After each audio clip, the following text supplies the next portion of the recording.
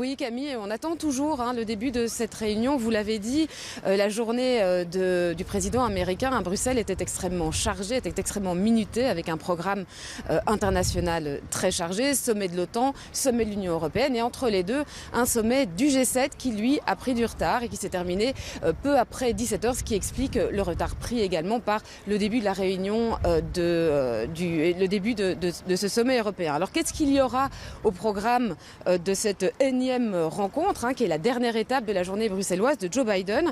Plusieurs points qui seront discutés par les chefs d'État et de gouvernement.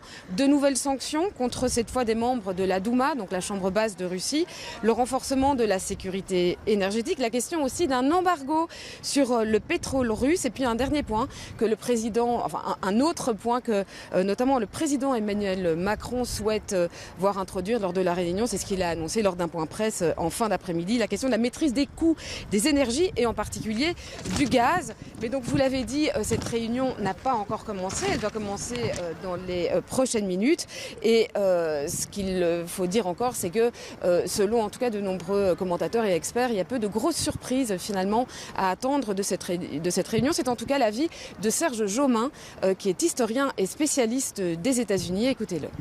Il y a une forte volonté de sa part d'envoyer un message vers les Européens, c'est-à-dire de souligner que les Américains sont concernés, que les Américains sont à leur côté, et donc il ne faut surtout pas pour Biden qu'il y ait des dissensions au sein du bloc européen. Il y a une vraie volonté de montrer cette fermeté face à Vladimir Poutine. C'est pour ça qu'il est là. Son équipe internationale a joué un rôle important pour avoir une série de contacts préalables et préparer cela. Donc, il n'y aura pas de surprise, je pense, au niveau des sanctions. Il n'y aura pas soudain un embargo. Par contre, il y aura probablement un renforcement d'une série de sanctions qui ont déjà été prises.